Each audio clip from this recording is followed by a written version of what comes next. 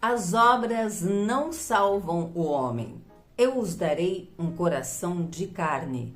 Bendizei ao Senhor. Olá, seja bem-vindo ao estudo das Escrituras. Vamos começar pegando leve, com uma forma mais suave, porque depois, fica para ver. Comecemos com o livro de Salmos. Encerrando a sequência de 15 salmos chamado de Cânticos de Degraus. Esse cântico de degraus que encerra a sessão de 15 salmos, ele tem apenas 3 versos e se concentra em uma ordenança: bendizei o Senhor. O salmista exorta o povo de Israel a bendizer o Senhor, a se voltar para o templo onde estava um dia ali o templo e louvar a Deus. Erguei as mãos para o santuário e bendizei o Senhor. Eles estão alegres, voltando para o seu lugar, vendo a promessa do Senhor se cumprindo na vida deles. Então, bendizei o Senhor. Antes de irmos para a carta do apóstolo Tiago, que traz o título do vídeo de hoje, Não Discriminar Pessoas, vamos às maravilhosas e complexas e aterrorizantes visões do profeta Ezequiel. Começamos com a segunda visão dos querubins. Logo no começo do livro de Ezequiel, ele teve uma visão dos querubins, aquela imagem com 4 rostos e uma coisa inexplicável. Esta segunda visão está se repetindo a mesma visão porque significa que o juízo de Deus está à porta, como já foi anunciado no texto anterior. No vídeo de ontem, nós vimos que Deus enviou um homem como se fosse um cavaleiro vestido de linho branco para executar o juízo, quando Ezequiel estava falando com Deus, chorando, perguntando se ele ia destruir todo o teu povo. Então, aquele homem apareceu dizendo: foi feito. E agora Ezequiel está diante da segunda visão dos querubins. Ele tem também a visão chamada visão das 4 rodas. Depois ele vê a glória divina deixando o templo, recebe a promessa de restauração do povo de Deus e mais um símbolo, o símbolo do cativeiro e da dispersão. Mas vamos a estas visões. Claro que não vamos aqui entrar na profundidade, nos detalhes, na teologia dessas visões de Ezequiel. Para isso seria preciso um estudo bem profundo. Isso fica para os teólogos. A proposta dos nossos estudos aqui é ter uma ideia da mensagem que Deus está falando para o seu povo. E no livro dos profetas nós estamos vendo o quanto Deus leva isso extremamente a sério, ao ponto de dizimar todo o seu povo quando eles desobedecem às leis do Senhor. Eu vou colocar aqui na sequência algumas imagens do que mais ou menos seria, assim, uma idealização do que seria, segundo a descrição do que está na Bíblia, da visão que Ezequiel teve. Cuidado para não ficar sem dormir à noite.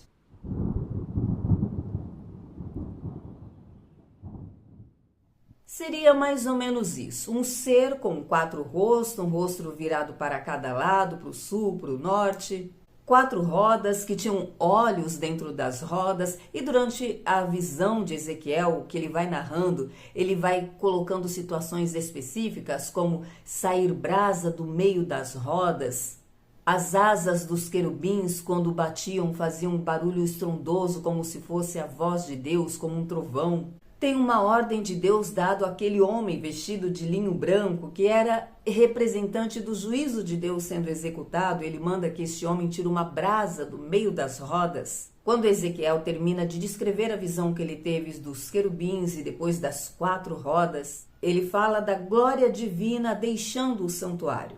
E Ezequiel diz que os 4 rostos que ele viu eram semelhantes aos que ele viu lá na primeira visão. Depois vem o juízo de Deus sobre os chefes. São chefes de nações.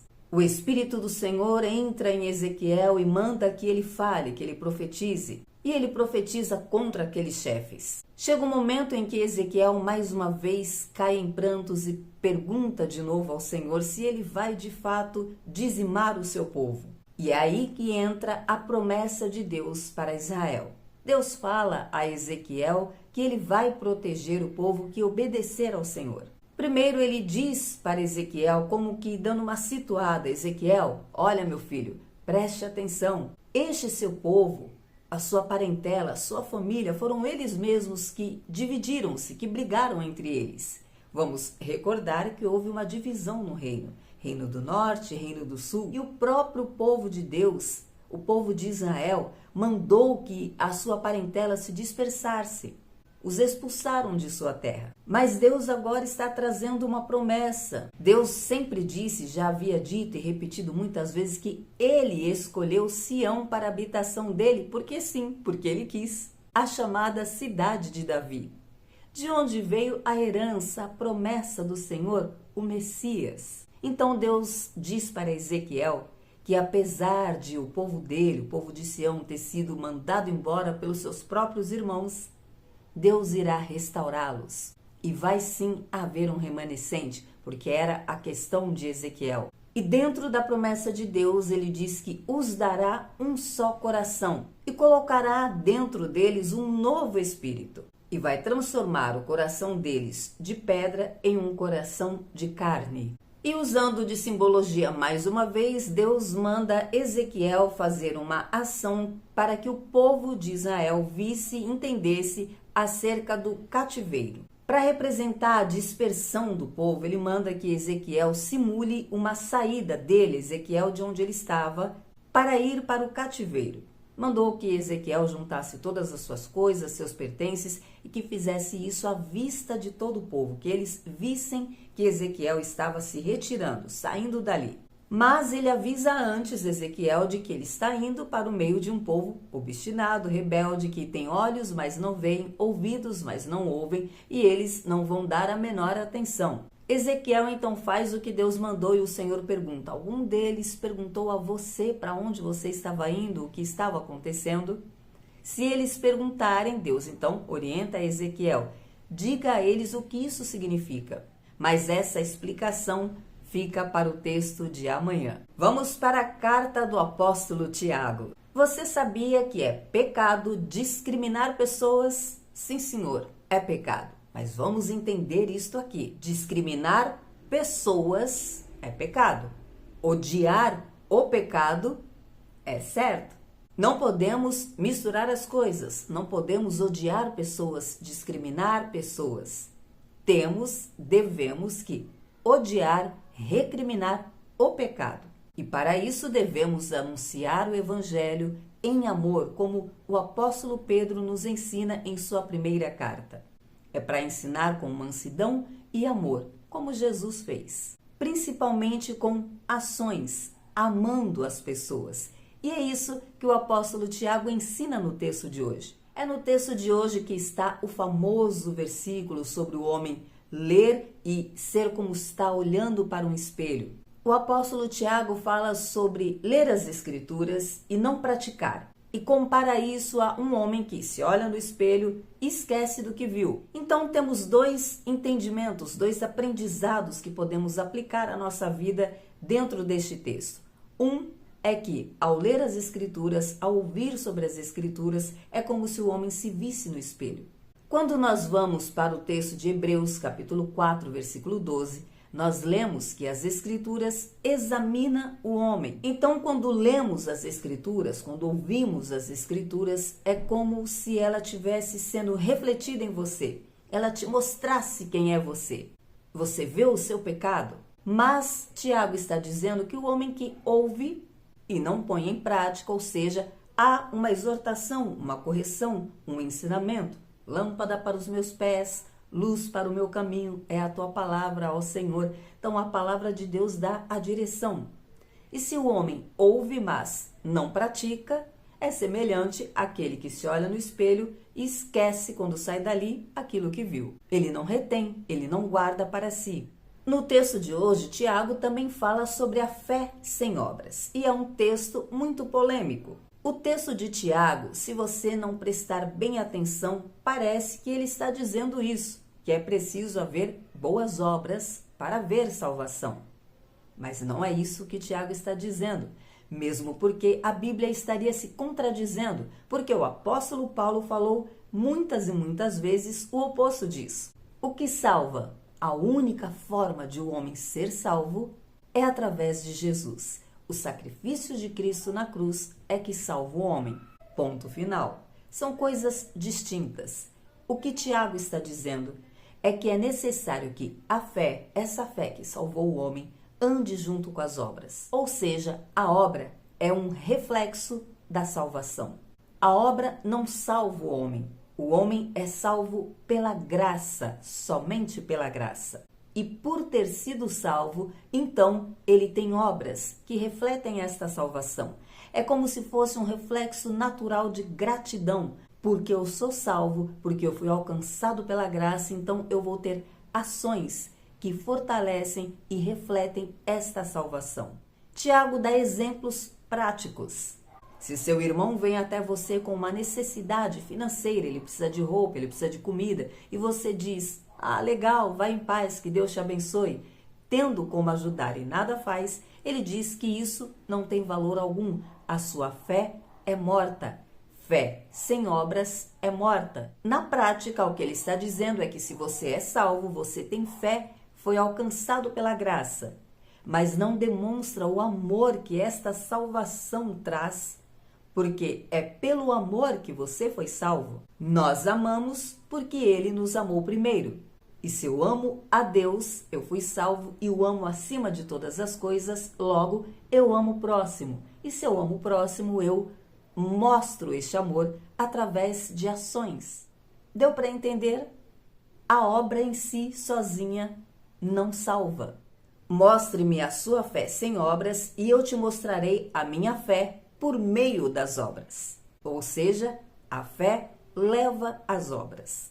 O segundo esclarecimento que Tiago traz é sobre esse discriminar de pessoas. O exemplo que ele traz é referente a escolher pessoas e fazer distinção entre o pobre e o rico. Tiago fala de um cenário onde o homem rico, que tem posses, que tem status, é bem recebido, é colocado em lugar de honra, e o pobre é discriminado. E então Tiago fala que Jesus Cristo acolheu a todos. Inclusive, Tiago diz: ouçam, meus amados, queridos irmãos, porventura Deus não escolheu os pobres deste mundo para serem salvos? Por um acaso não são os ricos que arrastam vocês para os tribunais? Agora veja o que o texto diz com toda clareza. Mas se fazeis discriminação de pessoas, estáis cometendo pecado, e por isso sois condenados pela lei como transgressores. Versículo 13, porque o juízo será sem misericórdia para quem não usou de misericórdia. A misericórdia triunfa sobre o juízo. Neste texto, na sequência dos versículos, Tiago explica que a lei tem que ser cumprida completamente. Os mandamentos de Deus têm que serem cumpridos completamente. Ele dá exemplos. Se a Bíblia diz, se as Escrituras diz, não mate, não roube, e aí você não mata, mas rouba, você está condenado da mesma forma, porque você deixou de pecar de um lado, mas está pecando em outro. Ou seja, não adianta você condenar alguém, não ter misericórdia de alguém porque ele errou em determinado ponto, achando que você é muito perfeito, muito santo, porque não pecou em algo, mas está pecando em outro lugar, de outra forma. E todos pecam. Portanto, todos precisam ter misericórdia porque fomos alcançados pela graça e as misericórdias de Deus se renovam todas as manhãs. É em razão das misericórdias do Senhor serem renovadas sobre nós que não fomos consumidos. Mas o juízo será executado sem misericórdia para aqueles que não tiverem misericórdia. Então não é sobre passar a mão no pecado e dizer que aquele que está errando está tudo ok, que Jesus aceita desta forma. É sobre ter misericórdia, não discriminar pessoas. E no texto de hoje, Tiago ainda fala sobre a religiosidade. Ele diz que se alguém se considera religioso, mas não refreia a sua língua, a sua religião é vã, é inútil. E explica que a religião imaculada diante de Deus, a religião pura, imaculada, aceita por Deus é esta: que olhem para as viúvas, para os necessitados, ou seja, que haja amor. O tempo todo Tiago está falando sobre exercer o amor, viver o amor. Esta é a verdadeira religião colocada por Deus. É andar em unidade e amor. É ter misericórdia e compaixão. É não discriminar pessoas. É refrear a sua língua. Não falar mal do seu próximo, do seu irmão. Obedecer. Obedeça ao Senhor. Ame. Entenda que você só é salvo através do sacrifício de Cristo. Somente Jesus salva. Somente crendo em Jesus o homem é salvo. A obra não salva homem algum. No entanto, se você é salvo e não pratica boas obras, não vive o amor de Deus na prática, então a sua fé é morta. Não tem ação. Você não vive a palavra de Deus. Você não vive a sua salvação. É semelhante ao homem que se olha no espelho e vai embora e se esquece do que viu. Ao homem que ouve e não pratica. E este é o tapa com luva de pelica que o apóstolo Tiago nos traz no texto de hoje. Eu te espero amanhã para mais uma para mais um estudo das Escrituras. Até lá, se Deus disser que sim.